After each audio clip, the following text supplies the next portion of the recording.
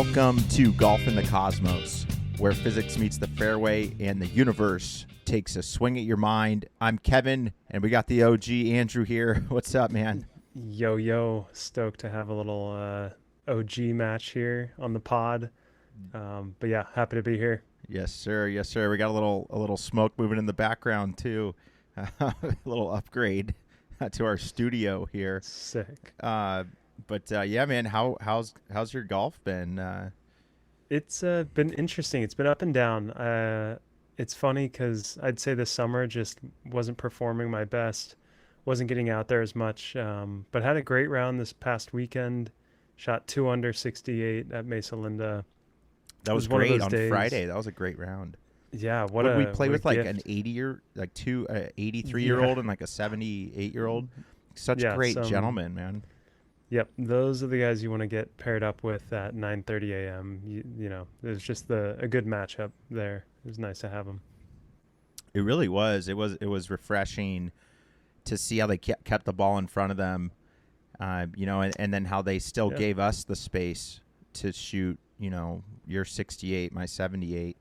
yeah, Right, we were at Mesa yeah, Linda, and then you were the low gross round of the week, I think, on the yeah, on the Grint, at least out of like 70, 80 people who yeah. I think I posted. got that twice this year. Can't remember which week before, but you shoot a score in the 60s, and out of anyone who submits it on the Grint, you can be the top score, and it's called the king of the course on the Grint. And I think out of 80 something rounds, got the low score of the week. So Yeah, I want to give stoked on a that. shout out to the app, the Grint. That's Grint. It's a great app to track yardages, but it also has a great social aspect, in the sense that it's comparing you to everyone that played the course that week. There's going to be a king of the course for net and a king of the course for gross every week, at essentially every course, Yeah. that has some grinters playing it. So shout out to the Grint. I mean, that's we kind of fell into it a few, 5-6 years ago, and it's just been the way it gives stats, the social aspect, the notifications when Yeah. you birdie, par train. Just big shout out to the Grint. Those guys are killing it from, it's not overkill, but I really think they're doing it the best out there. Shout out to the Yeah. Grint. Yeah, they make it really easy to track stats, work with a GIN, and I basically think the main competitor is 18 birdies, Yep. is one I've heard a lot of people use, and I think it's like a Venmo versus Apple Cash kind of thing, Yeah. or one of those other payment apps. It's like once you pick one, you're kind of in it, and that's where your bankroll is in the Venmo world. And on golf apps, it's really like that's where your data is, and so they're kind of keeping you in there nicely with some good analysis. Can really help you once you're kind of in the mode of you're playing consistently. Take a look at the data. You'll see how many putts you have on average, especially if you play similar courses, which most people do. You can just start to see a lot. And at the beginning of this pod, back several months ago, we had an episode where we looked at some of that data and came up with some insights, like maybe par fives are Kevin's weak spot, but Hmm. my weak spot was par threes. And it was Right. really easy to see, and it was fun to compare. Yeah. The data is great. I'm curious, the listeners out there in the comments, what's your preferred app that connects to your GIN? Do you like 18 birdies more? Why? Do you like the Grint more? Why is there some that we're not talking about? And why do you like that one the most? Um, Hmm. it certainly was, the par fives recently. I've stopped going for them in two, and then every time I do, I get in trouble or near trouble. And then my wedges have gotten so much better that it just makes so much sense to lay up, Yeah. because my Yep. wedges can actually get me birdies, anything from really 80 yards to 135, 140, getting Yeah. into that zone. And then you just notice par fives, they have all of these um, things that are taunting you to Yeah. go for it, and then and Yeah. they have such danger most of the time. Yeah, and what I would say is that it's not obvious right away because you see bunkers on par fours and par fives, but it's where they put the bunkers, the shape of the bunker. Is it above the hole? Like these small things that they do on the par fives are essentially optical illusions and make you think it's approachable. But of course, if you know the course really well, you know some of them are diabolical. So yeah, it's really kind of interesting that you learned that, hey, it's better if I just have between 105 or 120 and 80 yards. And like you can make birdies from there almost more often than you can chipping around the green. Yeah, yeah. I mean, it just I think for a lower handicap, 3 and below, obviously par fives are bread and butter, and maybe they have their ways of birdieing them. Yeah. Maybe it is going for them in 2, or your drive so deep that you are a 5 iron out, so you might as well go for it. Um, and Yep. and then you're still though, but people don't realize you're still missing on the correct side to chip for an up and down birdie. Like a lot of those birdies Hmm. are up and down birdies, but you got the ball advanced up there enough. But the Yeah. higher handicaps, 9 and above, it's like, do they really have business going for par fives and 2? Like, if you look at the hard stats. Hmm. Yeah, I think you could argue anyone above 8 handicap should only go for a par five once every other round. Like Yeah, only when their drive gets them in that spot. And there's different types of 8 handicaps, right? There's some that bomb it that's the but problem. just Yeah. can't play very well, so their strategy is different. But that's why you have to look at your personal data and Well, start thinking on your I own, would not argue just. that a nine and above should get those practice with wedges from 110. Yeah, They actually you're need so that right. the most. So it's like, do yourself a favor and take some shots from Mm-hmm. 110 and put the pressure on those par fives, because it's like if you don't have that shot, you're never going to score on short par fours. You're never going to score. You're always going to be going for par fives and 2 because you're scared of the wedge. Yeah, And so that's a many good high point. handicappers are so scared of the wedge. I used to be pretty scared of. I used to be scared of 60 to 90. Mm. I didn't know how to do it at all, and then I started just using my 50 I opened up my 50 to many more yardages. I Yep. started saying, okay, there's an element of feel to this. When it's 80, I just take it back this far. It's kind of like Bryson putting. Like I'm like, for 80 Right. yards, I take it back this far. It feels like this. He Or the does the. speed, you slow down the speed a little bit too. That's another way to do it. Yes, and I'd say when you feel like you have control over the speed of the club head, really, uh, those yardages, you start to be able to just throw them where you want them. But what I would say is it takes a lot less practice than people think to figure out those, medium, short distances. We're talking right now like 70 to 100 yards.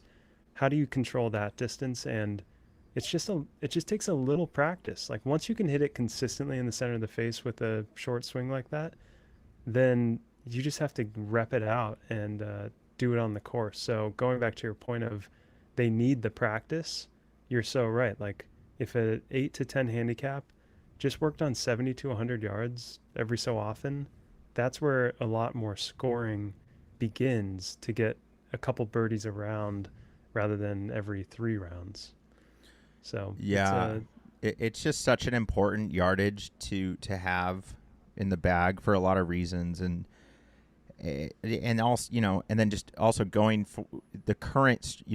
The reason that you are a 9 or higher is your strategy on par fives is wrong, most likely. That's Yeah, yeah, because you're it's the more. easiest hole to score on, and when you're getting 8s and 9s on them, which we've all been there, like Mm-hmm. it literally happens. Yep. You have to kind of look back and go, I had 5 shots to get the job, 5 strokes to get the job done on this hole. Yeah. So it's like you're getting such an advantage on a hole Yeah, like it's kind of that. like if like what you're saying, your differential on a par five is between a 4 and a 7. Let's try to get that between 5 and 6. Like, don't even care about the birdies. Just get the five. If you make five, you're stoked, Yeah. and if you make six, it's part of the plan. Mm-hmm. Like you were not playing. You're just reducing that differential. And then once you get it between 5 and 6, you'll be surprised and Yeah. start realizing you're making some 4s, but you haven't made a 7 in 2 weeks. Like, Yeah. Yeah. No, so I mean, the state of my game is I'm starting to peak, get my summer peak going, and when I look back historically, it always kind of happens this time of year. mm-hmm. It's kind of crazy how that works. I don't know if it's Yep. the weather, but it's something more the Combination daylight. of, I think it's a combination of things drying out, so everything goes a little bit deeper, and then also you've just spent 3-4 months grinding. Like you don't even know Kind it, of. but like Yeah. if you just add up how many rounds you've played Yeah. in this last 3 to 4 months, like it's a lot. And so that just accumulates over time, and you can benefit from that by your body starts making connections Yeah. like that it doesn't even think about. Well, it's just crazy how long it takes to focus and grind, and I don't even like saying that because it's not like I'm out there every day Right. practicing like I could be potentially, but to get on plane, like you said, because you watched my round and you're like all your swings are on plane, so I'm like, yeah, Yep. it feels unstoppable. Now it just feels like it's all up here, from a course management perspective. It's like just make the Mm-hmm. right decisions on tee, Yep. and now it's coming down to just tee shot clubs, picking the right ones for that. Mm-hmm. Where it used to be like I didn't even know like yardages exactly. I got new irons like a couple months ago, Yeah. so those started to sink in. I give some credit to those for sure. 100%. I went much more bladey of irons, the Titleist T100s, and because anytime I borrowed yours, I would hit them well. So I'm like, okay, it's the word forgiveness is such a BS term in golf marketing. This idea of forgiving irons and even forgiving drivers. It doesn't make. It's not actually forgiveness. It's not a definition. It's not the correct It's kind word. of in my head, it's almost directly reverse of, I don't want to say control, but feel. Like forgiveness and feel, some people would say it's called what's called the orthogonal, right? They're perpendicular. Like you can have both, but it's kind of not really true. Their Like you kind of inverse can't. Yeah, relationship. and it's kind of hard to say that, hey, you can have a bunch of forgiveness and feel, because every time I've tried the You thing can't. with a lot of You can't. forgiveness, I don't think you can. I haven't had feel. Right. And so this goes to the mallet, blade, putter question. And I just think they're on different sides, and it's good to play both sides of that coin with different clubs, different, whatever, because wedges, you need feel, right? You need the extra grooves to get the control. And so control and feel are kind of on kind of the same side. And then forgiveness, I don't know what goes with forgiveness. Opposite of control. Like you can't really control it. I mean, yeah, I don't know. I mean, forgive what? Yeah, that's my point. It's such a shitty term. Like, what even is forgiveness? What is it forgiving? Like, just Miss hits like is really what it comes down to. It's forgiving you for not practicing ever. Yeah, basically. exactly. It's getting you to not practice, because guess what? You won't gain much. Now, I'm not saying you can't play well with forgiving clubs or whatever you want to call them, but right, it makes it harder to fine tune, which golf is all about fine tuning. So I struggle with things that don't have a ton of, that have too much forgiveness. right. I mean, so yeah, I get the blades. Those kind of have locked into place pretty well. They feel good. Now, like as far as when I'm in the fairway, the shots feel. When I'm seeing the yardage, I'm figuring those out. But again, it's just down to tee shots now. I would say benching the driver, one of the best things I ever did. Yep. 2 full days of forcing and it was actually really hard to do that. It was crazy playing, and I recommend people to do it in a tournament. Enter a high pressure tournament situation and the thing was I didn't leave it in the car because you told me that wouldn't do it mentally. Because then what you do is you're going, I wish I brought my driver. You need Yeah. to look at your driver and then And grab your decide. 3-wood. So every Yep. hole you look at it, there's no decision. You already made the decision, right? You told yourself.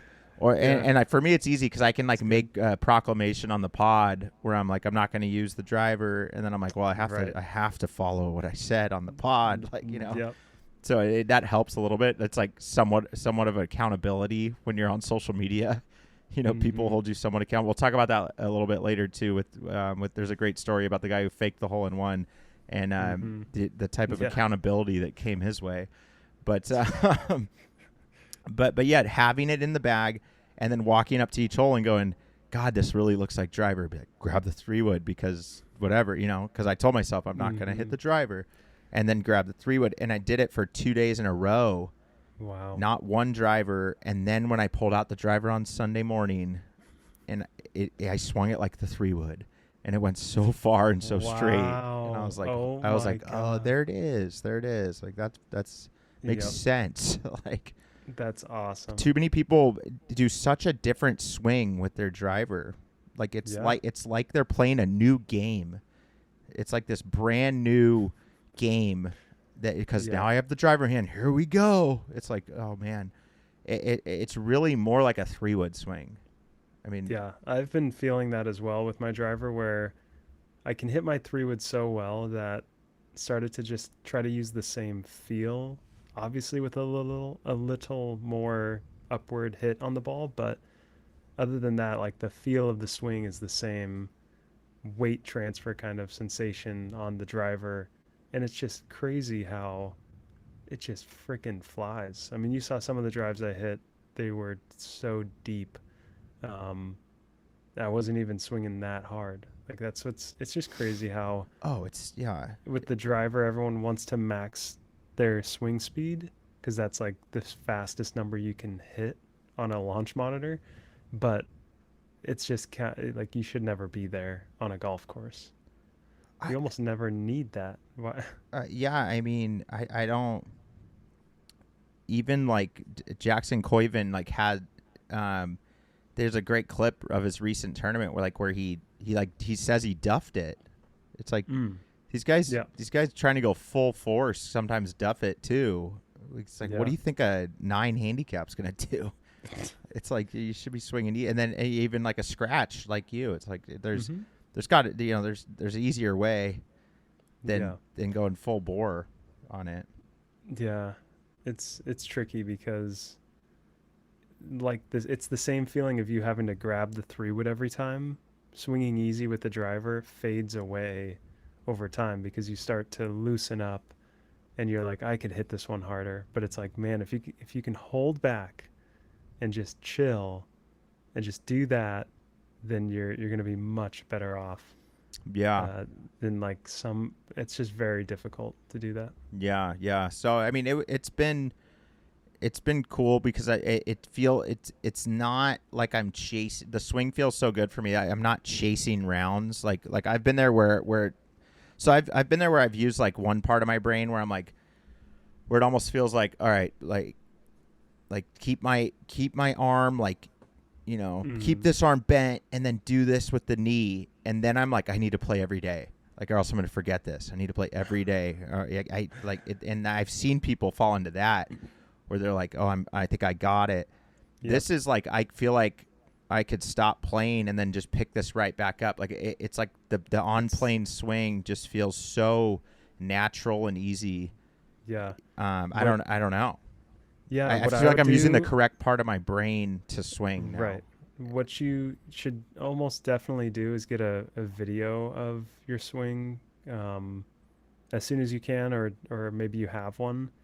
And what you want to do is look at where the club is pointing at the top of the swing, and you want to look at where your arms are. I'll tell you relative. one thing. I don't even, in my brain, it doesn't even feel like my club is coming back and pointing at the target. I feel like I'm doing such a short swing. I guess it is, but that's why you have to film it. I actually need to stop watching videos. I'll be honest. I got into, because I started editing so many videos for YouTube that I was like watching a lot of pros swing and stuff and trying to copy, and I've more fallen into like my own, like I need to do my swing and my feel. And Yes, and it's possible though you were influenced by that and you maybe are copying it. That's that's okay. All true. I'm saying is that you need to film it for data purposes Right, to right, just be true. like, this is Data a points. library of a good swing. Right. Because when I started doing that with my swing and started to notice the toe of the club was pointing across the I line, see. Because then when you're missing, you can film it and go, that doesn't look like that. then that's exactly what I do. I film it and I go, oh, it's pointing that way. Let me fix that. And then Mm, I fix it on the next swing. It's like, sweet, we're good. So it's like, interesting. you have a baseline because I promise you that feel of that plane will go away. Um, but if you have a drill or some feedback thing to find it again, like you just said, I could go play and I'll find it again. It's like you sure will if you Yeah. have some kind of signal. Right. Yeah, I'd say the only miss it could be like a little bit of a pull, which Mm. I've seen you do. So I feel like that's like a higher level miss is the Yep. pull. Yeah. It's just overturning a little bit. But I mean, then I would yeah. actually argue that it's after if it and maybe it's not even the reason of a pull possibly. To me, it's all tempo. So like Mm-hmm. Yeah. it's just tempo, bar none. So Yeah. like it doesn't have much to do with pointing and stuff. Positions. Yep. It's much more tempo to me is going to be the indicator. And I don't know, a good piece of advice I heard, I forget where it was from, but it's like envision the tempo kind of before you Yeah. swing, right? That's a great idea. That's what you're visualizing is like what is that tempo? Yep. And you match it. Yeah, and then you try to match your visualization of what you want your tempo to be, Right. and you don't let anything kind of influence that. So Yeah, the best test for that is put yourself near a tree where you can't take a full swing and you kind of have to like not hit the tree, right? So you have to stop and you still have to be in tempo. We've all been near a tree mm, and like swung too fast, right? And then you miss the ball or whatever. So that is the biggest test. Can there be a tree in your backswing and you still swing with tempo? So it's really tough mentally. wow, yeah, that's a good one. Yeah, and so then the other aspect of the game for me right now has been like the Texas wedge, Dude. Yep. especially late in the round. The pressure's cooking. I know I'm like 2-3 behind this guy in my cart. And this I'm speaking about like the USAM tour specifically when I knew I was back a little bit, and I was just like a little bit short of the green. And I'm like, dude, just Nice. get the hybrid out. Because now I put the hybrid back in my bag, which has been a great club for like that 220 Mm-hmm. number. And it kind of Yeah. flies, and you can kind of, I feel like I can land it in more precise spots than the 5 wood. The 5 wood Yeah. could go right or left. So I benched the 5 wood, put back in the 3 hybrid. Nice. Old school club, been sitting in the shed for a long time, but pulled that thing back out. And you But then probably use it more around the green than yeah, in the I chip with fairway. it mostly. Yeah, exactly. And the That's great. chips are just perfect. It's like, and you just hold it like a putter, put it off the front foot to give it a little more loft, bink, and it just goes, and you just Just kind of read the skips. rollout, and then Yeah. and it gives you it gives you that putt for par on par threes. You know, Yep. the Texas wedge. The makeable putt too. Because Yep. the chip, dude, you could not have a makeable putt. It could go anywhere sometimes. Oh But that God, Texas yeah. wedge, whether it's with a putter or a hybrid, there's no way you're gonna be outside of like 5% of the total distance you just were. Yeah, Like yeah. it's too easy. And it's just right. Like when you look at a ball that's kind of near the green, and your first thought is, "Oh, I'm smoked." It's like Texas wedge. Like it's Yep. just like, dude, just punch it. Punch it a little bit, putt it. It's not even a punch. It's like a putt. But then what happens is it does become a punch Yep. because of the club's loft. And the Yep. and the mass behind it. Yeah, I'd It say a lot of people who play on the East Coast don't play on the same grass that we do. So, like Texas, I'd say they have a lot of courses with the short grass around the greens, and so do we. The ball can kind of bounce, but I just know from experience in the Midwest and East Coast, there's usually long grass, It's so it not even only called. It's works. not even called the Texas wedge because It's because everything's bigger in Texas. That's Yeah. like the term. It's just like a longer putt. You use the putter from Oh yeah, longer no, out. no, for sure. You know. No, I am saying though, it is a I just know the grass is not the same in the South Yeah. West compared to the East Coast. Yeah, no, So the it is East Coast. it is true that There's definitely Texas has places long where the courses. you're in the rough and it's too thick. Like I totally Yeah, get that, but it's like when you have a long runner, I guess it's like places that are kind of like linksy. yeah, yeah. They're Just and it was funny. The guy in my group was like, I wish I had that in my bag, that shot in my bag, and like in my head, I'm like, you do, like you just don't yeah. know Guess that what? you can do that, but you could Yeah, definitely pull that off like anytime you want. yep, Just take a 5-wood, 3-wood, give it a little taparoo, and watch it just kind of What if you look at it under a microscope? It's getting air. It's actually hmm rising above the grass a little bit. yep. It's flying but skipping like a rock, and then once it gets on the green, it usually starts rolling. And it's Like it better stops than a putter bouncing. because of that little air, because it has Yeah, 24 to 19 degrees aloft. That yep, hybrid, it's actually going to pop, and then the rollout, everything's going to change versus a putter. yep. Putter might be the physics behind a putter might be impossible to stop it later. But Yeah, because you're getting some exactly. air and then some die and some backspin. Yeah, it's just a nice. It's like you're bouncing it, and because you get to bounce it, it's softer. And then so Yeah. once it gets near the really short grass, it's not coming in like a shing. And it obviously you've done it a lot, so Yeah. um, Most were like you know how it's gonna uphill, but I did release. it Yeah. 3 times in 4 holes and parred Wow. every single one. No way. So it was That's awesome. like a clinic of 3 hybrid chipping, putting, whatever you want to call it, Yeah. from off the green, and one was like super far off. So I Wow. highly recommend chipping / putting with a 3 hybrid, maybe a 5-wood, something with a little bit of pop around that 20 degree, 18 to 22 degree. When you're on, especially tight lies, even better. Yep. Tight lies are really where it works. I think the best. Oh So my gosh, you just sweep it. And the reason it works better than a 5 iron is because that 5 iron is going to cut into the grass. And this kind of is what you're saying. Um, the 5 iron has that blade edge, the knife edge, that will just could cut into the ground, but the wood has this big sole on the bottom that will you just can't miss. you can't dig it into the ground if you tried with a small swing. Right. So, like you truly, like you just said, can't miss. Yeah. The odds of missing are much lower. Um, but all right, let's move on to FedEx Cup playoffs. Top 70 players.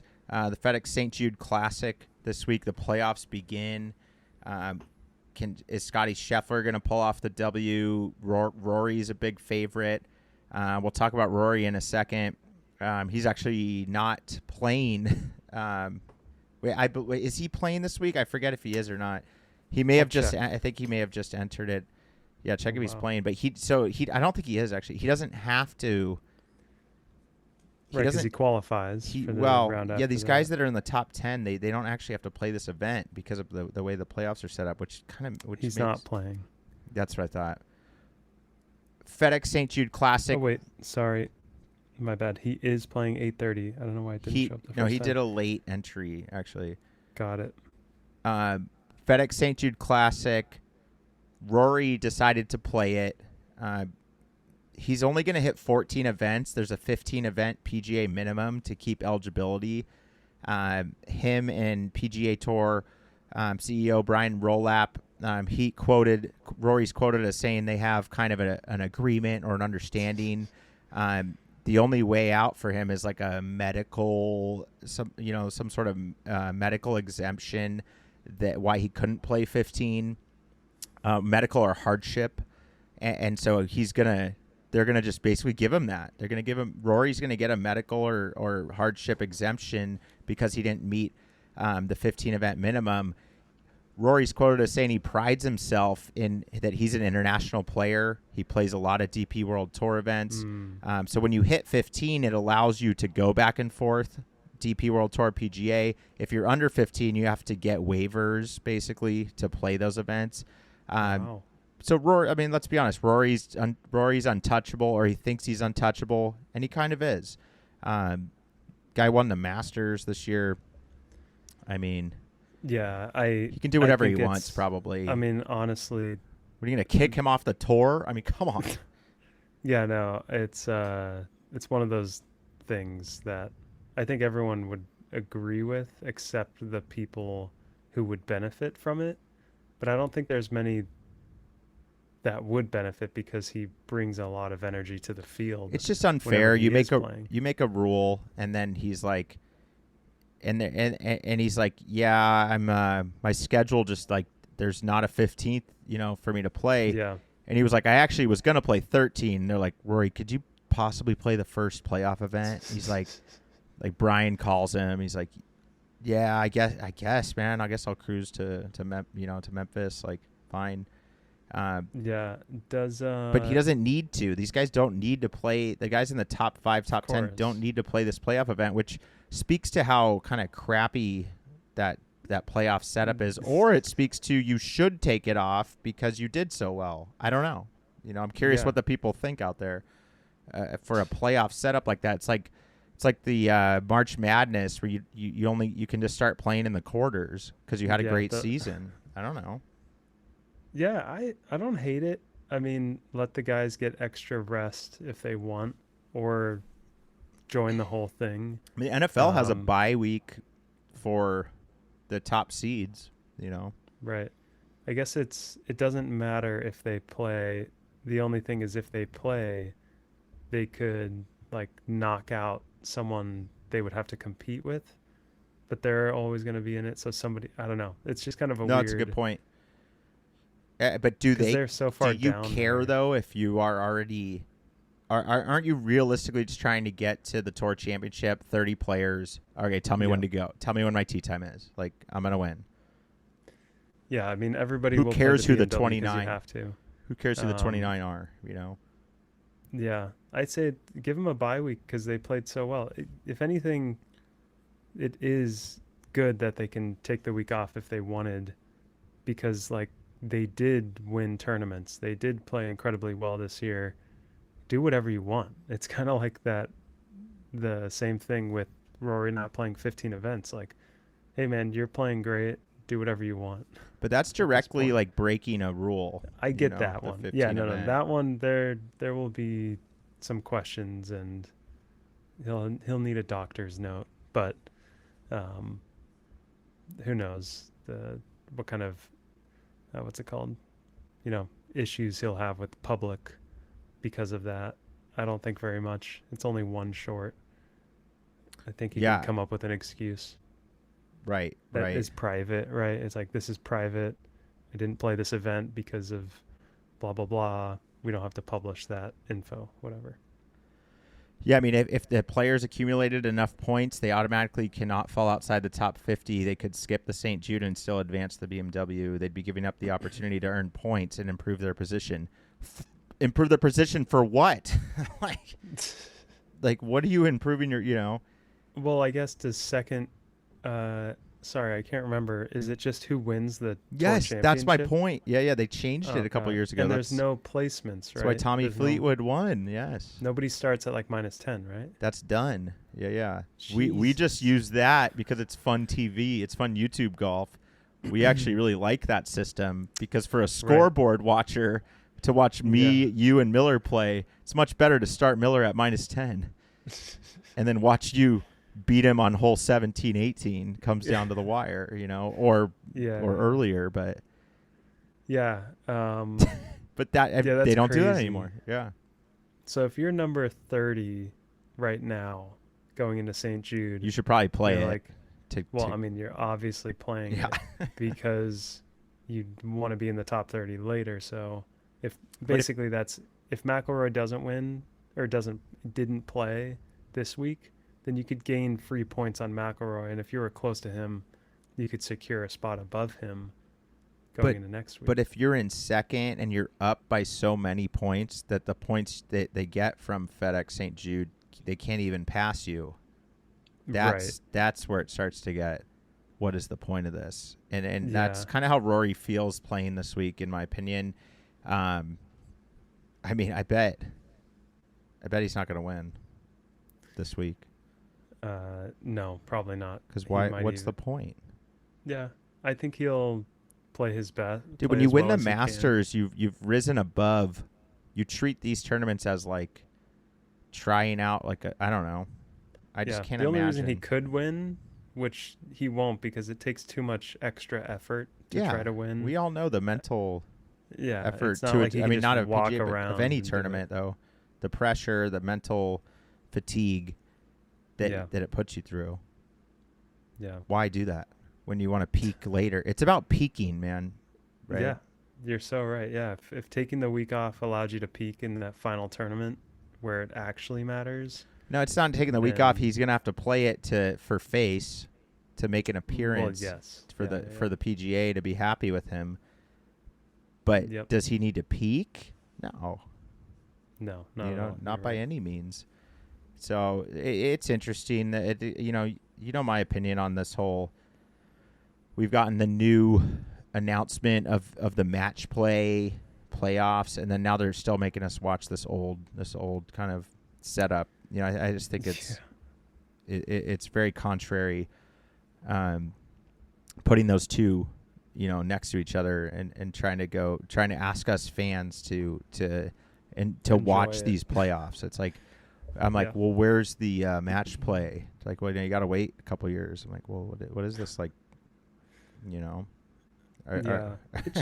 It just makes it so the playoffs are less interesting.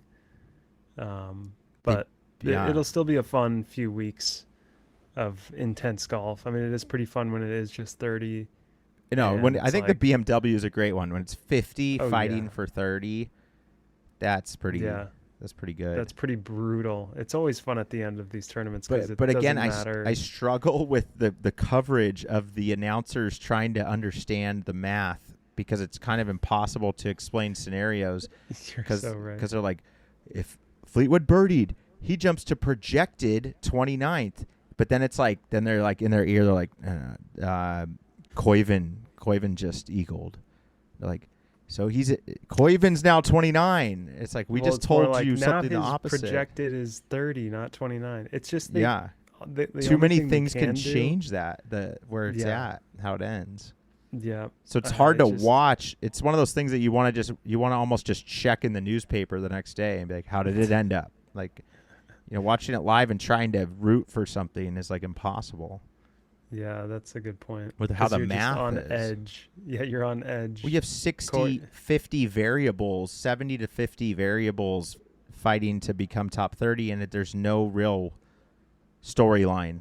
You can like Yeah. hope for a storyline as a producer of the show, but you know, You hope it starts telling a story. Like last week, I think was good to get top 70 because it came down to the last couple groups. And I think the way it works is that the leaders go out at the end on Sunday, right? So all of these people who are going to get massive points are moving through the course at the same time. So the story does start to develop well, it become you because be some it of be them could be bubble yeah. players. Well, it becomes that your variables get so low that you can Right. now You can say, start telling a but if Bo story. Hostler wins, Koiven doesn't make it, and they're like, that one's for sure. And it's like, well, dude, there's only 30 minutes left of broadcast. It's like, Yeah, well, but no, you but we missed got a the entire. story now. Like, where the math before, an hour before that, it was like this. It was like a billion, Yeah. 500 things could have happened. Yeah, as you have all those Yeah, they don't even variables. talk. They don't even talk about it at that point. Yeah, I mean, but they want, but I want to hear that stuff too. So it's like, that's why match play is so much more palatable. It's like, yeah, I get I think it. it'll be cool. If he wins, he moves to the next part of the bracket. It's like, you don't need to tell me that one twice. Like, Yeah, every sport is in a bracket, pretty much. yeah, like you ever watch Like, March Madness and then they have to like explain it for an hour? No, it's pretty obvious. Like, whoever wins this game plays the goes to the team that won earlier the game before this. It's like, oh my gosh, yeah, right. that's genius. Like, it's like so much more compelling, TV to watch. Yeah, and I think you may have caught some of it. The WSL and Chopu um, doing their surf contest. The finals are tomorrow morning, which are I don't know what the time difference is, but Yeah, Um, call times like 6:30 Tahitian time for the yeah. WSL So, Chopu finals. but they do heats, right? And then it's a bracket. So like, Yes, I don't know exactly. how else you could do surfing because it's kind of a one-on-one thing. But news on that: Kelly Slater did not proceed to the next round, so that could be his last heat at that surf spot. So I think pretty Yeah, sad that the announcers were pretty bummed.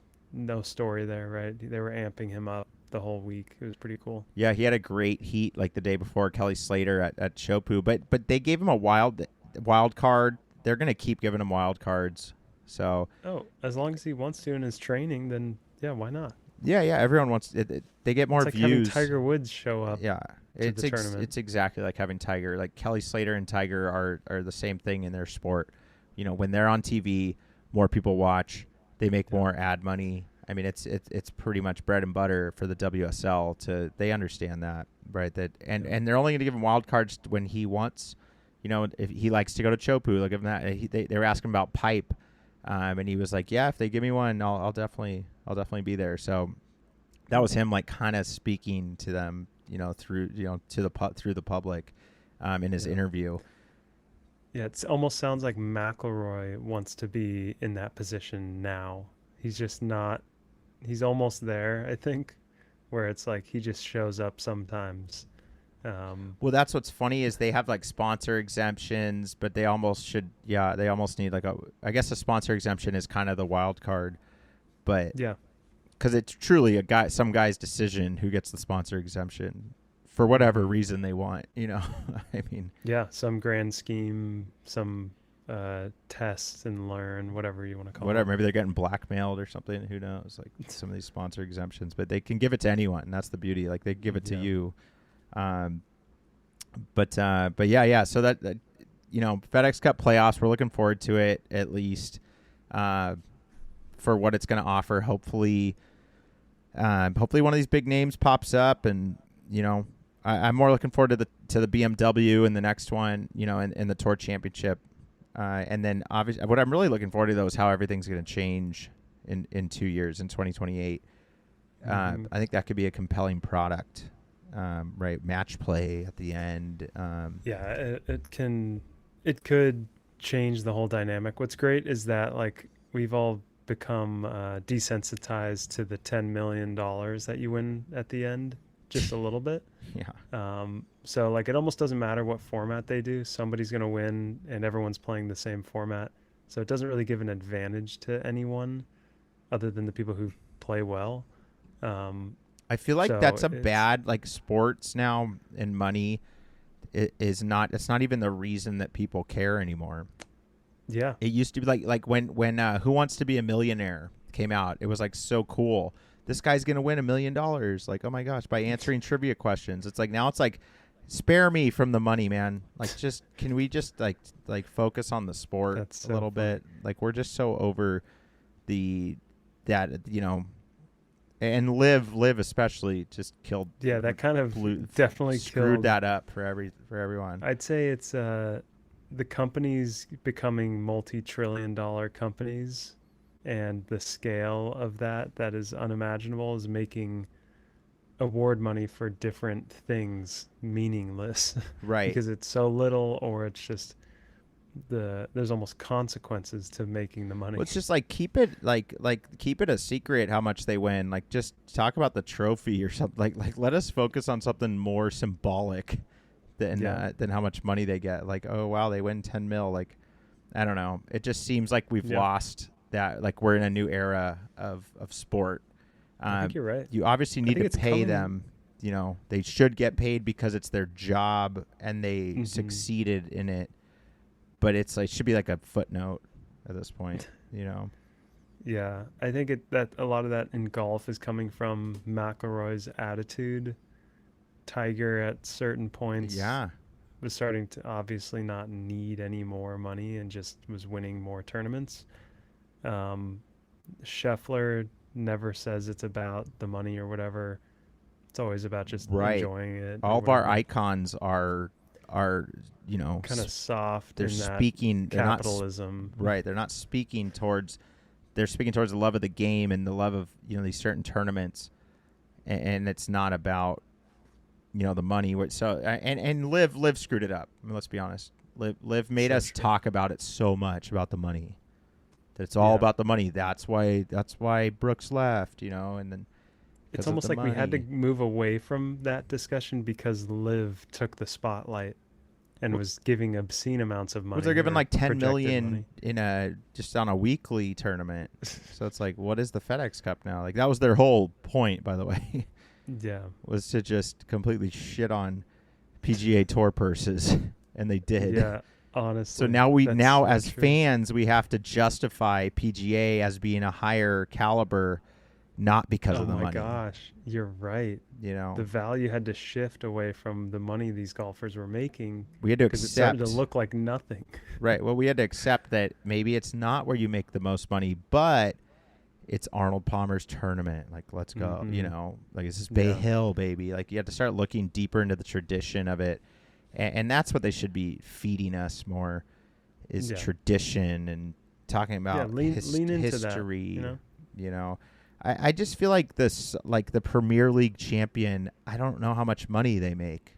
It's not talked about because it's just it's such an honor to win that soccer tournament. Yeah. The World Cup, they don't say like this is for 50 million. Like it's like this is the Olympic World Cup, gold. Baby. Like Olympic gold.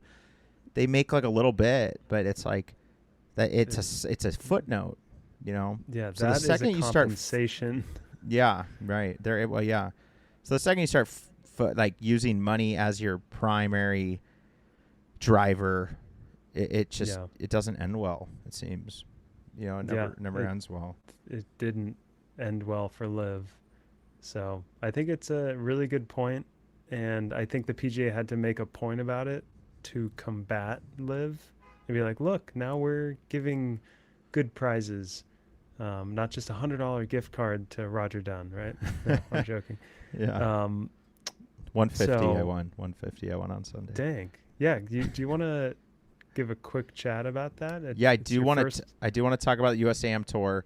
Let's do it. I first want to shout out USAM Tour, guys. National Championships, the Senior Nationals at Sun River Resort in Oregon, September 10th through 13th, and then USAM Tour National Champion.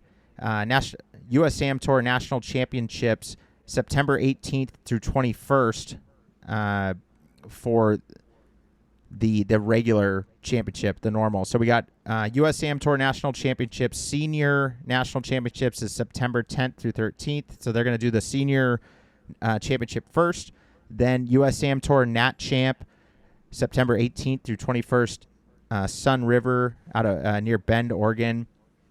I want to talk a little bit about eligibility for the Nationals. I feel like it's a little bit misunderstood, right? You have to play 6 events, but if you're in championship, you have to play 4, right? You're in championship, yeah? Yes. So you got the email already that you qualified, right? Correct, yep. Okay. I didn't get the email yet, but I believe it's coming because if you scroll down to the qualifying and eligibility requirements, the top 33% of each flight per tour. So we're the LA tour.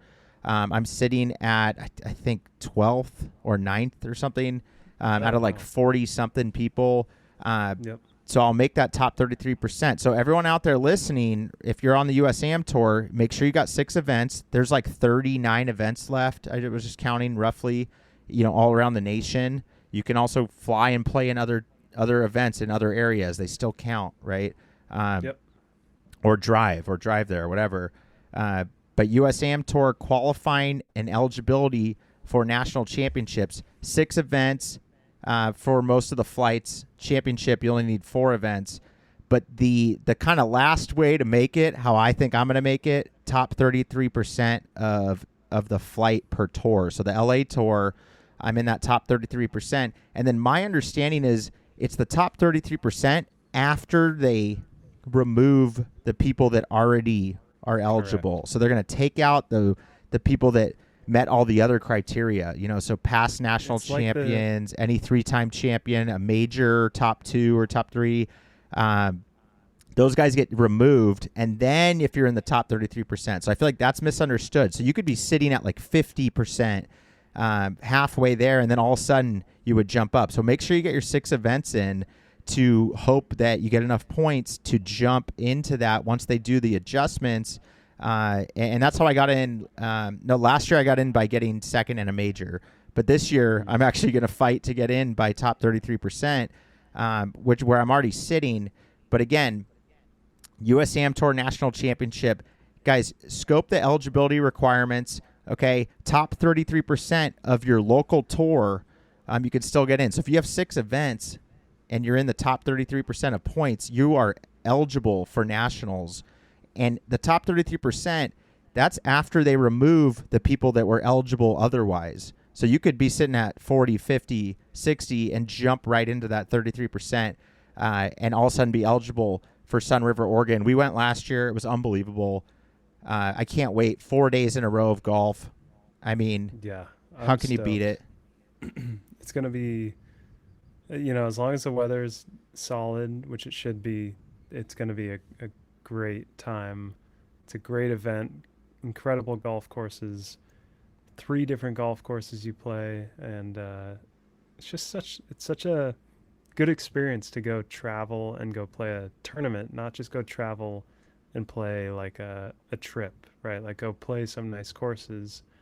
This you get every penny you put in back. Yeah, Far. look. I mean, US Am Tour National Championships. The entry fee's $9.99. Seems steep, but you get 4 rounds at Sun River, 3 different courses on 4 rounds, and the tee prizes. Right, opening night. It's like we got amazing stuff. The sickest towel, a pick of 3 different waterproof backpacks, head covers. I mean, it was like I felt like I walked out of there with like 10 different tee prizes that, it definitely adds up to that $1,000, when you add in 4 rounds with a cart, and then the Airbnbs are cheap. Also, if you don't want to stay at the resort, that's the secret, guys. The pros aren't staying at hotels, right? They're getting houses. I think that was our unlock this year. Yeah, I'm stoked for that. That should be so fun.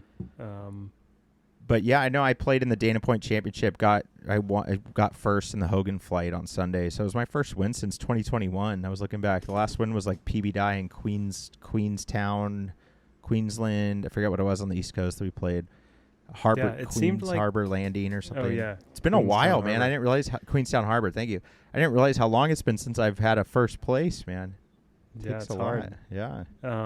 What's cool is that when I checked your scorecard, it seemed like there were still a couple holes that were higher scores. Not just a bogey. Oh yeah. And that's just headroom to even be better. And yeah, you could argue you made some putts on other holes that helped you play well, but you still have headroom to be smart out there. And oh yeah, getting 2 doubles in a row and then still winning makes you feel like I could have shot, like, it makes you feel like you could have shot under par, because you go remove those, and then you're that's one reason why on the USAM Tour you don't have to be so critical of one mistake, because, and we've talked about this, everyone is going to go through a tragic event over those 4 rounds. Like, no freaking doubt. Somebody. How about during one round? Like I mean, of course, during one round. That's hard to accept. Yeah. It's so easy to give up. We've talked about that before. And good players like myself, and anyone really, but it can really hurt early in a round. And I've seen people get defeated after 8 holes, and they have a bad hole and they think it's over. I call it giving up. Your strategy changes and it's over. Yep. Yep. It's just too easy to do. Yeah, it will, especially when you're playing a flighted event. Yep. To your point, it's just a ticking time bomb for everyone. So it's like, how do you handle it? How do they handle it? Right? Like, I think the funniest part of the USAM Tour is when we come back, and when KCON, you and me were in different flights, the characters we'd run into were totally different, and the style of playing in a group was totally different. It's just so funny to hear the stories of any group, to be like, wow, 0 to 4 handicaps are so different than 8 to 12 and Yeah, 4 to 8. Like they're just different customer demographics for almost. sure. Yeah, yeah. It's funny. I know someone should make a meme of that, of like Oh my categorizing each gosh, handicap, great because it's idea. like pretty predictable almost. Yeah, you could make a video for sure You where it's know. like 0 to 4 handicaps respond like this to that, Yeah. and easy. Exactly. I'm just happy to be out here. That's like the 20 handicap Right. after they hit a shank. Yeah, yeah. It starts to like, it's like a curve that like then goes, as the higher Hmm. handicap, then it like they become more like scratch guys.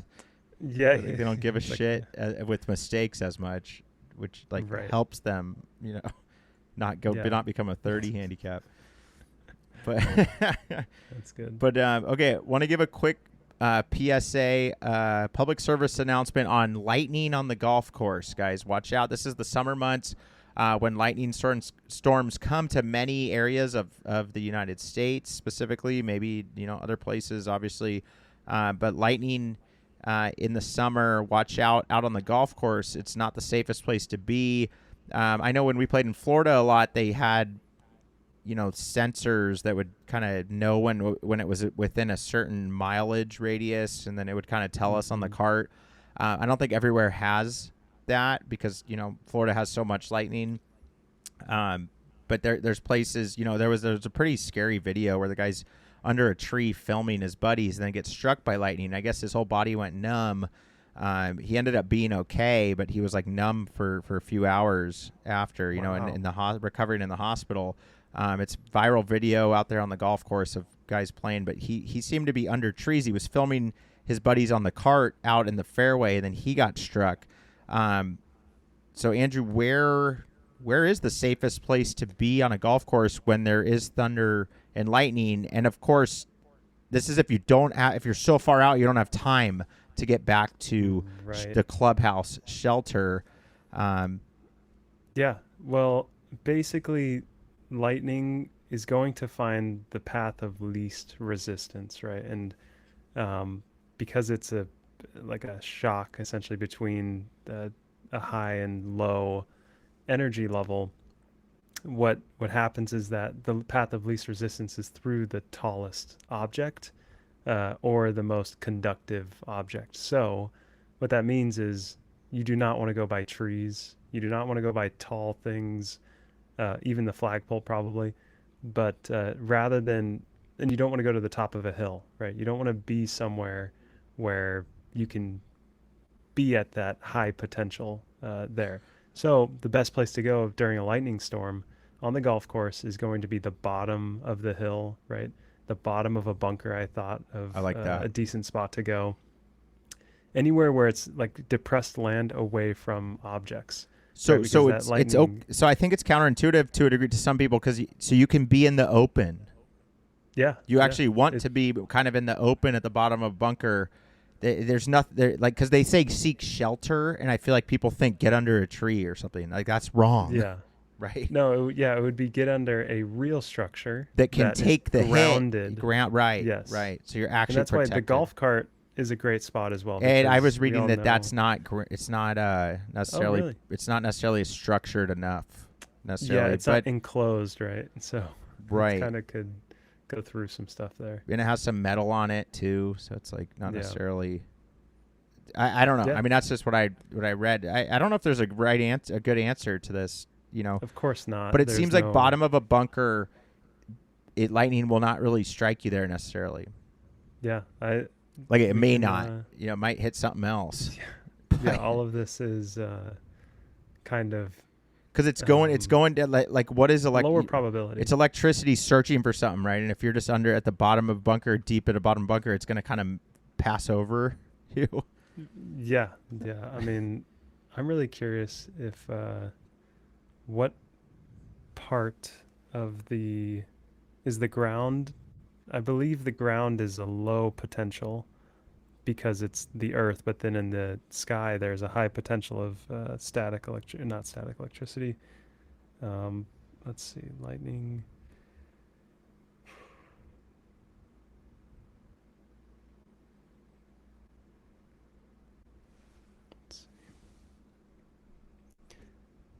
Look, I mean, I don't know if we're really helping our listeners out here, other than if lightning is in the area, try to get back to a real structure, and that doesn't mean like under trees. That'd be the wrong Yep. move. You'd rather be, and it's scary because it's weird being out in the open watching lightning come down, and it's like, well, it's not going to hit me because I'm at the bottom of a bunker. Under a tree, you can't even see it, but then it does. It will actually attract that electricity down, and then go, oh, there's a conduit right next to the Right. tree. Boom. And Take I 'em just down. read that 95% of lightning comes up from the ground, right? And what that means is the charge is collapsing in the sky rather than down on the ground. So it's going Uh, through the tree, down and back up through you. no, it's actually going up from the ground through the tree up, and then it's all happening so fast at the same time that that's the lightning is Shit. the. It's kind of like when you spark a plug on something, like it's pretty much doing that, but it's actually most of the time coming from the ground, and so it's going to find the tree, so it doesn't have to travel in the air, which is what takes a lot of the energy. So if it has a ton of energy, it doesn't need a tree, right? But if there are trees, then it doesn't need as much energy to sort of collapse. Whoa, sorry, I see. To collapse that energy. So those objects like a lightning rod helps bring it up Yep. to the Yeah, to the it sky. gives it like lowers the potential needed to create lightning. Right, and that's kind of the no-go zone Definitely. if you're trying to not die. You don't want to connect. You don't want to help the lightning strike. This physics from happening. Right. Yeah. Yeah. Yeah. So, anyways, lightning PSA. I mean, it's pretty much like just respect. I guess just don't take it as a joke. If you see lightning, it's like wait it out. You're supposed to actually wait till like I forget 15, 20 minutes after. And the funniest is I read is like if you hear thunder, it's already too late. Like you could get struck by lightning if you hear thunder. Yeah. I mean, we all know the trick of counting how many seconds, and that's how many miles, because you know the speed of sound. So it's pretty much if you're seeing it and then hearing it, I mean you'll know if it's close. It's pretty nuts when you've been close to a lightning strike. The thunderclap or whatever it is pretty pretty loud. So you'll know if you're in danger. But those guys, I haven't seen the video, but I would assume they were like having fun in the storm rather than thinking about like, wow, this is close. We should. Yeah, the fact that the guy's filming his friends playing in the, you'd start to wonder. But I don't know. Just trying to get some footage. I feel like I've had a low round and been like, we're almost done. Like, let's keep going. Like, I don't know. Sometimes I feel like I pushed it to a degree when we were in Florida. Yeah, it usually stops though. So for the most part, it's gonna pass by. So that's why they have you're the gonna shelters. you hope it's right. That's true. We've also been under the shelter, and then we play great golf right after. And then it's like a beautiful day. Sometimes yeah, it's true. Cool. In those places, it does pass. Yeah. So a couple more topics: DP World Tour and Live. DP World Tour announced to the Live players that the window is closing for conditional release. This idea that you could play on Live and DP World Tour, that's starting to dwindle at the end of the year. So basically forcing Live players' hands a little bit more to say, like, which tour do you guys want? You're going to stick with Live, or you want to jump on DP? Because we're not doing this little hybrid stuff anymore. There's going to be heavy fines. They said heavy fines for them to get back into the DP. The DP though has been, look at Patrick Reed, right? They let him back in sooner. He paid his fines, and had a lot of success. So they're trying to kind of show that like it's going to be harder than it was for P. Reed. I think it will. I don't think they want to have an influx of these guys coming in right away. I also think they probably are ending some kind of deal that they had, and so it's just going to be part of that deal, not Well, look, and being there's probably going to be guys on combined. Live that go, you know what, it makes sense for me to just keep making money playing Live, you know. Yeah, and then if it stops, it stops, and Well, it's supposedly they got either investors coming in September, yeah, so yeah. I it's mean, there's going to be 10 events, five USA, 5 international. So it's not stopping per se. At least that's yeah, the word on the street. It's not stopping. I don't know. I mean, we always looked at it as possibly more opportunities for someone like you to play on some sort of tour. Like maybe Live becomes an option. Like maybe it yeah, becomes like a, tour that put it this way, the more qualifiers, more kind of Mackenzie tour type things that are out there, it's probably better for people like you, potential tour player type caliber people. yeah. It's interesting because if it's not a stepping stone to the PGA, then that is the top limit. So it's just like it is another avenue, but it's not the PGA Tour. So Yeah, but it's still professional. yeah, You know, but like you said last week or a couple weeks ago, like then it's just like one of those Florida pro the Hooters leagues. tour. Yeah, Yeah, yeah. Like yeah, then it just becomes that, and right. like that if that's the limit, great, have But fun. maybe it'll But you're become like not. the most popular one. I don't know. But it'll You would have to fade. get a sensational golfer who's like making like you would have to do too much. I just don't see it Yeah. after this kind of stress on the brand. I don't know. Yeah, I know. I feel like we've entered like because they just announced, Liv just announced that they canceled their team championship event at the end of the year, and they have this potential investor. DP World Tour is starting to cut more ties. Now we're starting to feel a little bit like kind of bad for Liv. We Yeah, were right. shitting on them for the last 3 months, It's and the then now I am now villain. thinking about the human beings on Liv and going, damn, that's kind of rough, and I kind of hope that they still have a good professional golf career. I guess Yeah, it's like it's a almost like we villain know that the who writing's not even on the yeah. wall anymore. It's done, and we're like, okay, that sucks. You're like, okay, maybe we should not let them drown. Right, But right. but at the same time, you're like, well, you took the bait from the mermaid, and now what am I supposed to do for you? Like, Yeah, I'm sorry, you got screwed. but we don't want them to drown. You Yeah, know. you were trying to take a shortcut and you got screwed. So why would I? Yeah, But no, and they we got got to save them a for lot of them got survival. paid well and stuff, and That's the yeah, thing. If they get out with having made, kind of obscene amounts of money, and can somehow get back on tour and act like nothing happened because of PR and marketing, then man, they were the smartest people to that's do the that thing. just If for a the few years. only not all of them made a ton. There's you could Right. probably argue some guys could have maybe like made more or like done better on the real tours from a PR Maybe. perspective for sure. Well, for Um, sure. but I'm interested in how these tours are gonna selectively get the guys like that they need back in. Cam Smith, Rom, like how do you get the Neiman? How do you get these How do guys? you be selective How do you get these guys back without? in through like wild cards or whatever? This idea of like getting Slater back Yeah. on the tour, but then not making sure you don't let some of these other guys back on. Yeah. Well, if any game can do that, it's golf. It's an etiquette game, and they can bend rules.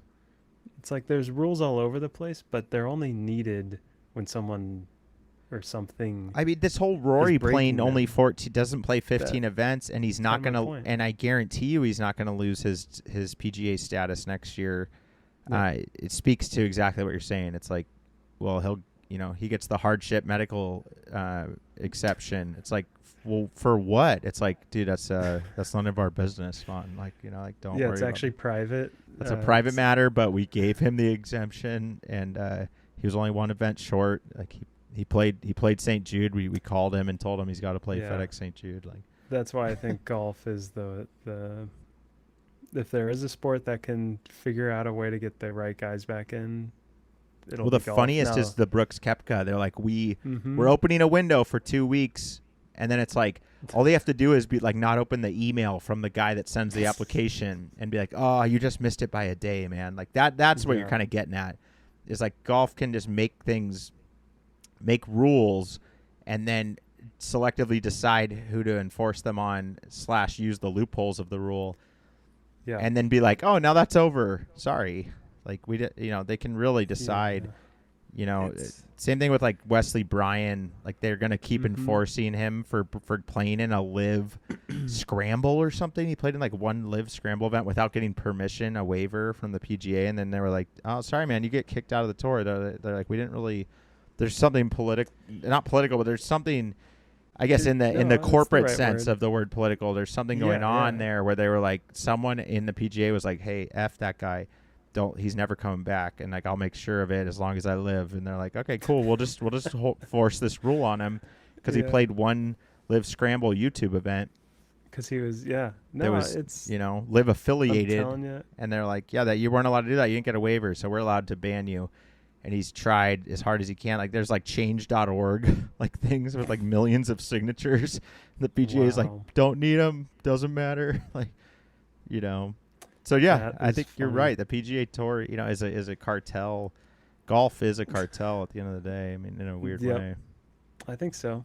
I think it's private. The fact that it comes from the private club mentality is what it's hard to kind of shake causes that. Yeah, it's very hard, especially when they all exist. And speaking of private clubs, our final story of the night is fake hole-in-one guy. This guy, this guy, and I feel bad that like his name. I've been reading a lot of comments and his name's out there, and like he's fully doxed. I mean, which I understand, but it's still also like kind of gnarly, like to see a guy get like because I just feel like he can't, like he closed all of his social media accounts and stuff, like, but he broke a cardinal. I'll be honest, you should get doxxed if you break this cardinal rule.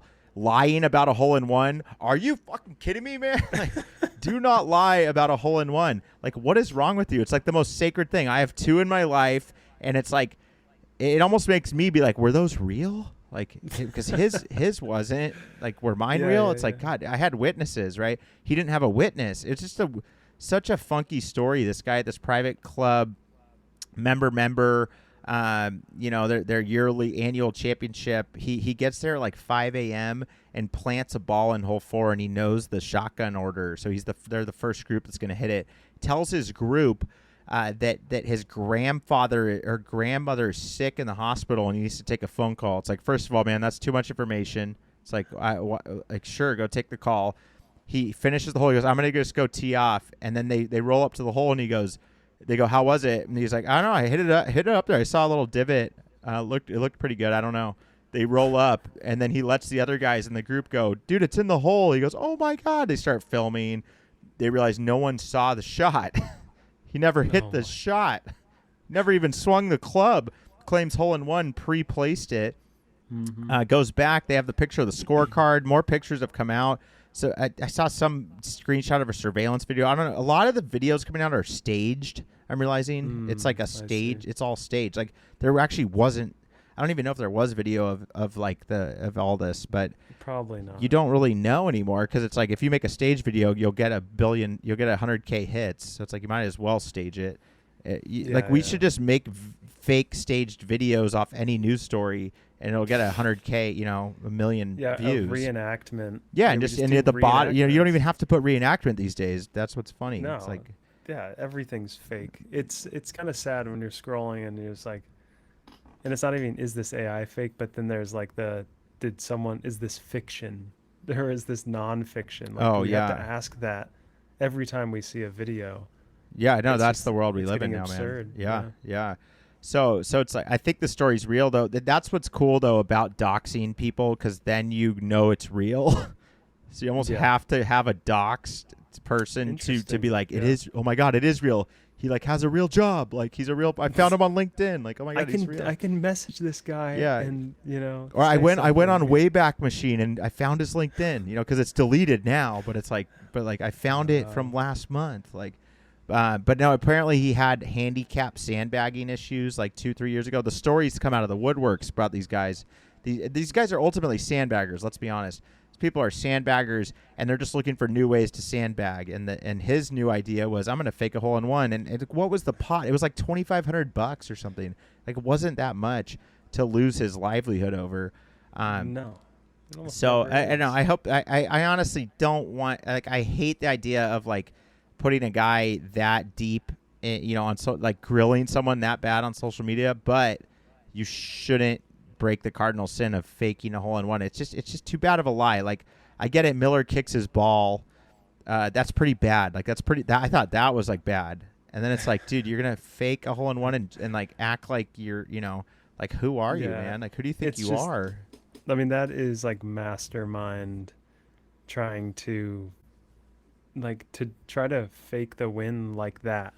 Like, that is like, are you in like breaking are two you rules in at like once. massive amount of gambling debt? Like, that you need, like, do you need the money that bad to fake a hole in one to win money? Because the problem is it's an easy way. So another thing I wanted to bring up too is when you play a tournament and they have a hole in one prize. I've been at Pelican. I've caddied, I should say. I wasn't lucky enough to play in them, but I've caddied events at Pelican where there's a witness because they hired an insurance. You can get an insurance policy for a hole-in-one contest, right? That's how you actually do, like, when you win a car for a hole-in-one, a person shows up who's paid.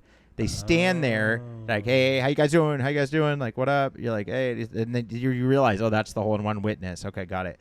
And they just watch all your shots. They're just seeing, did he hit 2 tee shots? Okay, that doesn't count. Is it his first tee shot? Did it go in? And then if it goes in, he's the witness, and the insurance company is like, thanks, man. Like, we're gonna have to pay out the policy. Like, so you can open up an insurance policy on a hole-in-one contest, and that's how that business works for those. I see, and you can those run corporate the events. hole-in-one to get people to be like, oh, sick. Let me. I could win. I could win $20 $20,000. I could win this car that's $70K, whatever. Got it. Because we all know how rare hole-in-ones are. So then they just have that insurance policy, and they're paying a premium that is way less than the total policy. Like, it's a win-win for everyone. It really is, until someone gets the hole-in-one, and then the witness goes. But then it's a win for that guy. Then the witness attests, right? But the 100 other tournaments they ran that year paid for that policy, right? Exactly. For that insurance policy, because they know there's only going to be, and that's how actually all of insurance works, right? Like, there's like, when you buy insurance, it's actually some people in Switzerland, like in Zurich, that are looking deep into recent hurricane activity in Florida and zip codes, and they're going, there's probably going to be one that hits there like in the next 5 years. Like, we're going to smoke them. Like, and then they're like, those other sub companies are like, yeah, we're going to pull coverage this year. It's like because the big guy, the big math guy, knows what's going to happen. Like, it's all research. I mean, that's what it all comes down to. So the hole-in-one stuff, though, there's not much research you need to do on hole-in-ones. It's like there's these amateurs out there that are going to try to get a hole-in-one. Okay, like, yeah, that's really interesting to understand. And yeah, the witness makes sense. That's the only guy you hire as the insurance company. But he literally stands there the whole day to prevent what happened at this club championship. Exactly. For him to fake a hole-in-one. But it's it's a funny story, but I'm almost like not surprised. I'm like, dude, that's probably happened like a ton of times. Like, anytime you give money for something, that's why these scramble tournaments, we almost never trust. You've seen those viral videos where like the group shot, like, it's almost like they didn't know golf enough, so they shot minus 40 or something. It's like, that's not possible. It's like, well, it goes back to the pride versus like, money needs to be removed from so many things because it causes bad behavior. Because especially in these times right now, like, people need money, and people are going to do a lot for it. Right. So if we turn the prize into pride and a trophy and things that you can't really sell, well, then look, man, you'll at least remove the cheating. I don't know, man. I mean, you can't let that. You can't put that. What do they say? You can't put that genie back in the bottle. At a certain agree. point. I mean, I agree that. No, come on. There's always going to be. one person or someone that thinks they're smarter than the system, and you know, but like I said, there's systems established systems that prevent, like the witness. It's like pretty simple. It's like have a witness, and then you just prevent that from happening. Yeah. So it's like that club should have really, if they're gonna run a hole-in-one contest, have a guy standing there. I don't care if he's like, you know, smoking cigars, sipping bourbon. Like, have a guy standing there who's like a trusted person that's gonna, you know, instead of just saying hole-in-one contest. I mean, that's like asking for it. I remember that Blue Ridge Mountain that we played had a camera. You would sign up on the app, pay $5, and they had a always running camera, and you could pay $5 and win. Like, what was it? It was like $10,000, I think, that you could win. Was obviously the insurance thing with a camera. Yeah. And so interesting because you could do it as many times as you wanted, I think. Well, no, did we play the course twice? I think that we could. Did. No, I don't think you could do it. You couldn't do it as many times as you wanted. You could do it for each tee time. Once a day or something. Yeah, so we played it again. Differently. We played it again to run it again, I think, to try to win the 10K. But there's a camera on it, so you just know that if you make it, you're going to like call the number or whatever, and they're going to look at the camera. And then you have freaking proof. That's awesome. But we were entering our credit card in some random ass app, giving them $5-10 because we were like, oh, hole-in-one contest? Hell yeah. But that's supposedly there was a camera on the parking lot next to the hole, and that's where they saw him come at 5 a.m. I don't think there was cameras on the green. I think that was a reenactment that I saw. So who knows what actually happened. But this guy got the shit doxed out of him. I'll tell you that. Don't fake a hole-in-one. Moral of the story. Moral of the story today for the pod is, hey, I think the people who were villains or are villains, I think we might be beating them up a little bit too much. But on the reverse side of that, you know, thinking the live golfers, like all these people who did bad things. It makes you wonder, is this golf world that we've entered with this pod? Yeah. Like, I mean, I don't know. Like, sorry, I started talking about the golf world. No, I'm saying is the golf world, this kind of golf critique world that we're in, are they just looking to grill cheaters and stuff, which is probably righteous at the end of the day. But it's just funny. I feel like those stories just explode. Like anytime someone cheats, like the Bryson cheating, or getting a rules infraction, Patrick Reed is like never considered the same man again. And then the stories pop up from the past. So it's like golf. That I guess that's the beauty of golf, is that it's like it you know, it shows breaks us down. It will break who you are. Right. Right. What game does that? You know, or at least what game is talked about that much that does that? Yeah. You know. I'm sure ping pong breaks a man down, but it's like no one's talking about it. Well, nobody's cheating in ping pong in a way that's so unfair. Because golf, the fact that one stroke wins you a tournament is like, wow. Well, I'll tell you how you cheat in ping pong. You throw games, so you cheat with the other guy. Oh, right. So in ping pong, you go like, people are betting on us, and you go like, all right, like I'll go down 10-1, and then let me come back, 13-10. Like I'll win every point after. So it happens. Cheating happens in every sport. But golf, the nature of how it's individual, is changes it a little because it's the fact that we can blame it right on that guy. And that it's somewhat subjective to a degree. Like maybe that guy could be like on his deathbed, I made the hole-in-one, you motherfuckers. It's like we've talked about you that. Didn't. If no one is there, what is it? If a rules official isn't there, it's kind of up to the group to agree on it. Well, yeah, that too. But that's what's so weird about golf is there's no referee. Like when we all play, it's a game of honor. There's no referee, and that makes it somewhat unique. I think, it's probably one of the few sports where in a tournament there's no ref. Because you have soccer, everyone's trying to fall and fake they broke their leg to get the ref to agree. It's like, cheating dude, is part of the game. What are you in golf? Are you gonna fake like an injury? It's like, dude, good for you.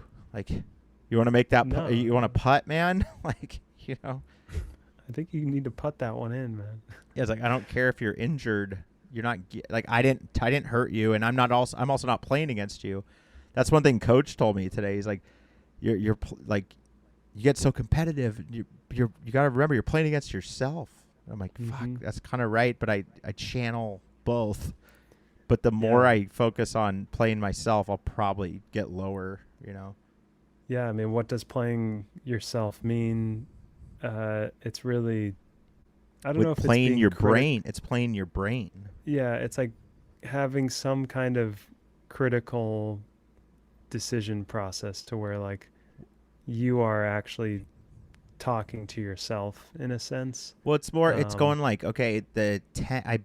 I doubled 12 because I went in the bunker, the fairway bunker, because I hit driver because I thought the hole was so long. Yeah. And it's like, bring that line back 10 yards with the 3-wood, 15 yards with the 3-wood, and that bunker is not in play. And then guess what? You can hit a 7-iron also for the next shot. You don't need a 9. No. Like at all.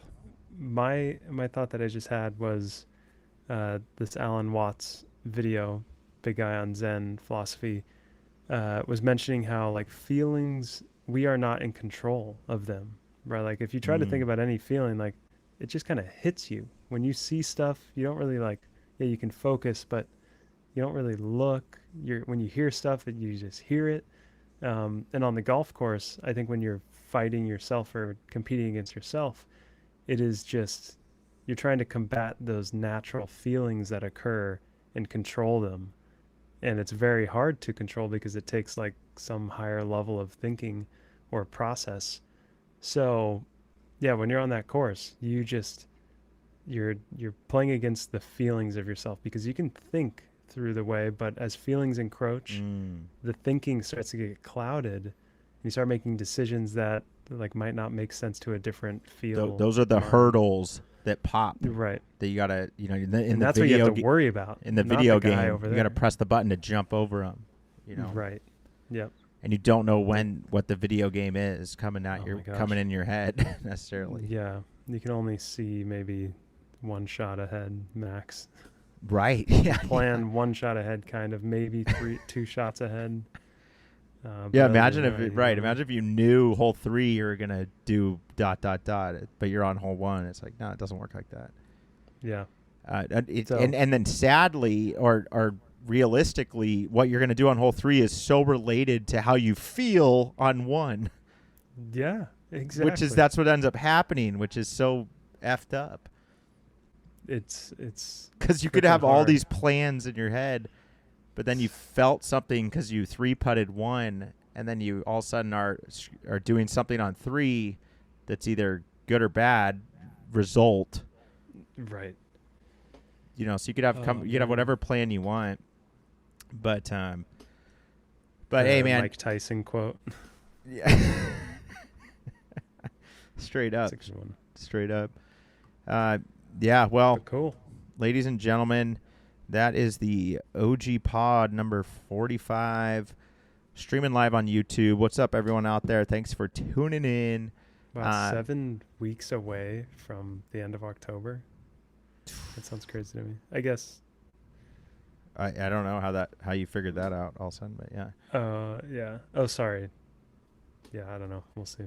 We're almost to a year, though. It's pretty cool. Oh, you're thinking of November. I see. Yeah. Or last day of October, right. K-Con's birthday. Yeah, I just beat K-Con the last 2 times I've played him. I beat him straight up. I know. That's pretty sick. So that's how you know you're doing something right, or he's doing something wrong. I don't know. It's one or the other. He'll find it. He's gonna peak at the right time. Yeah, so but I mean, when you compare yourself to only one person, you don't know which side it's on. To be honest. Yeah, true. But you still smoked me by 10 strokes when we played last. I did play proper very well. We were like tied the first 6-7 holes too. So I mean, you spanked me on the last. It was a 10 great got match. 10 strokes back within 12 holes. It was insane. What'd you birdie 6 of 9 on the back? 6 of the back 9. I've never seen that, Andrew. That was impressive. That was a lot of perfect execution, perfect club choice. And it when I didn't feel like it didn't feel like a miracle or anything. no, it was At like all. some of the most simple Yeah. way to do it. Like it was like, okay, yeah, you put the ball in the spot that you always want to put it there, but every time you play hole number 11 downwind, I freaking put it not there. And Right. so you don't birdie. I So heard it's I'll close with a great quote from the surfer Koa on WSL. He's like, they're like, I think that's his name. Anyways, this guy got a perfect 10 yesterday, and in a heat, and he's in a heat today, and he advanced. And they're like, were you worried about like letting that get into your head? And he just said it so perfectly. He's like, yeah, it's easy to fall into replaying the past, and like that's how I've felt ever since Sunday. I'm like replaying that round in my head. He's like, I'm just really trying to get back into the flow state, into that state of flow. And so it's like you can't, when you play a super good round, it's like you almost have to just be like, that was a great flow state, man. Good job. Like acknowledge that like you did good flow state, but it's like, don't live in the past. Just get back into that flow state as soon as possible on your next heat, on your next round, whatever it may be. And then he ends up advancing. And I was like, damn, it's so easy to live in the past and relive these great, feelings, I know. Yep. We all do it. Golf is one of those games that will do that to you. Surfing a great wave, same thing. Obviously, we're not doing it competitively.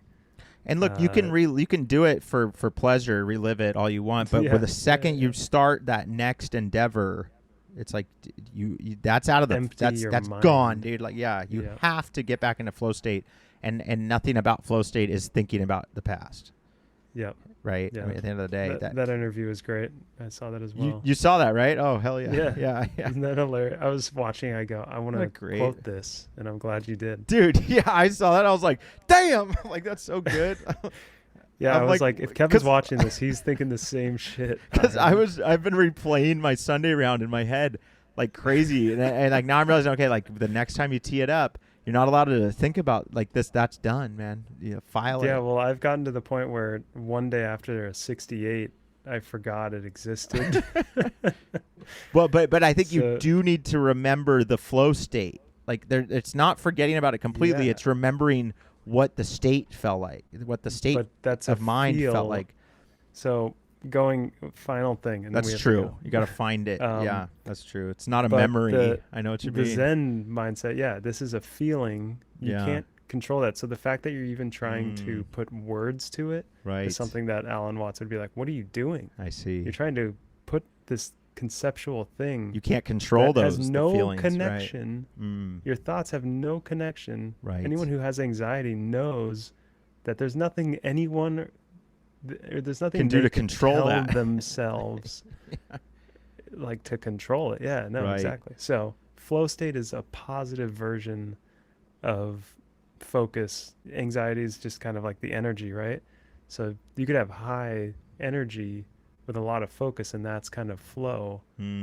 So to get there's different pathways, but it just happens with these little steps. So to find it, what stats, like the Tiger stats, what things can you do in the first 5 holes that you can control, enter that you can't control, that by being smart on the golf course you can control, right? And then result in start positive momentum. Yes. Getting in the flow. Yes. Hey man, we could go on literally until 6 a.m. Me and you could. That's for damn sure. That's welcome to Golf in the Cosmos, everyone. That's what it's all about. But Andrew, it was a pleasure. And I think we'll have some more guests back next week. Possibly some people, the Dutchman might be with us next week as well. Cool. We'll see if he wants to talk about golf or life. What's the difference, right? But we will see where we're at. But hey, man, it was good catching up with you, man. I'm stoked to play some golf when I get back from overseas. Yeah, have a great trip. Also, check out the new shirts, guys. The Point Cosmos golf surf. The back has like a surfboard on it. It's pretty cool. We got into the Cosmos Golf clothing brand is expanding. Some new shirts are hitting the website. Check these puppies out. Yeah, Let me that see one's if I can, sick. Yeah. Let's see if I can show the back real quick here. Oh yeah, I can see it here. nice. There we Oh, go. pink lettering's cool. Yeah. A couple different colors, guys. But check out golfinthecosmos.com. Sign up for the newsletter to get picks sent to you, especially for the playoffs. If you're trying to get an edge on the PGA playoffs, sign up for Golf in the Cosmos picks. Okay, you get them emailed to you every week. It's super well researched, top notch picks. I mean, if we're gonna run all the numbers, but it's like these picks would make you money. It's giving you research, and you can kind of pick your angles on it. But at the end of the day, golfinthecosmos.com, check it out. Part 2 Jurassic Cup should be coming out possibly in the next couple days. I got a long plane flight ahead of me, so that's cool. that's the plan. Yeah, it's a really good ending too. I don't think people know exactly what happens at the end, but I'll just say it goes to a playoff at the end. Such a sick ending. Yeah. But you guys follow, subscribe on YouTube. We need more YouTube subscribers. It's growing fast, but if you're listening and you're not subscribed on YouTube, you really need to be. If you've been listening this long to this pod and you haven't subscribed on YouTube, I don't care if you watch a video, just subscribe, because that helps us greatly, especially when we get like our bigger videos coming in the future. We got a lot of cool stuff planned for YouTube as well. But thanks for tuning into the pod, everyone. Andrew, I'll see you on the links. Peace.